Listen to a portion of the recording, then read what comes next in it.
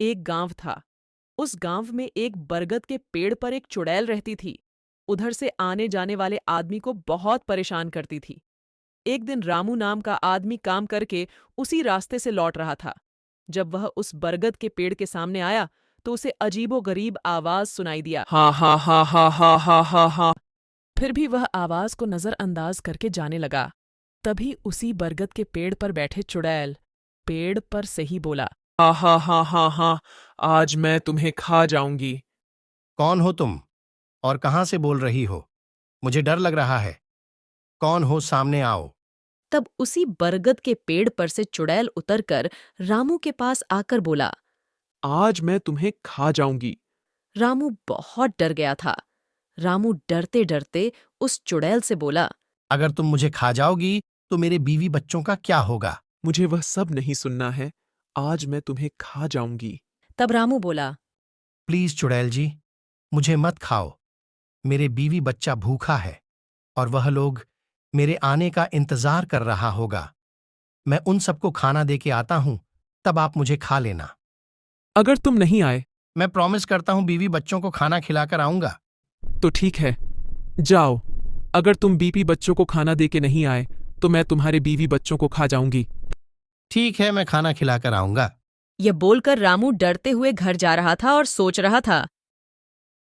मैं बीपी बच्चों को बताऊं या नहीं बताऊं? अगर उन सबको बताऊंगा तो वह सब डर जाएंगे। मैं उन सबको नहीं बताऊंगा। यही सोचते हुए रामू घर गया।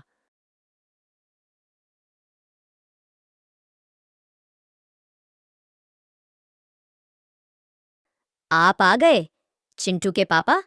लाइए, क्या लाए हैं? खाना बनाने के लिए। लाइए, मैं खाना बनाकर लेकर आती हूँ। तब तक आप हाथ पैर धो लीजिए।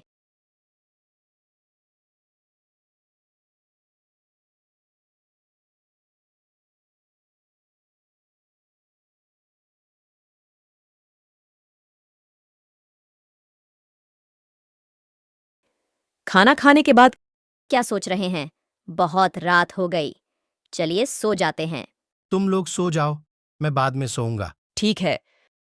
जब बीवी बच्चे सो गए तो रामू उसी चुड़ैल के पास जा रहा था और रामू रास्ते में जाते समय सोच रहा था। चुड़ैल मुझे खा लेगा तो मेरे बीवी बच्चों का क्या होगा? यही सोचते हुए वह उस बरगद के पेड़ के पास पहुंच गया और रामू बोला। चुड़ैल जी, चुड़ैल जी कहाँ हो? आप में आ गया। कहाँ हो? तब चुड़ैल पेड़ पर से उतरकर बोली। आ गए तुम।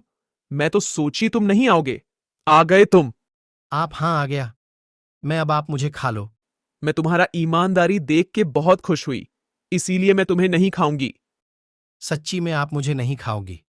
हाँ, मैं तुम्हें अब नहीं खाऊंगी। चुड़ैल दीदी, चुड़ैल दीदी, मैं यह एहसान आपकी कभी भी नहीं भूलूंगा। यही बोलकर रामू अपने घर चला गया।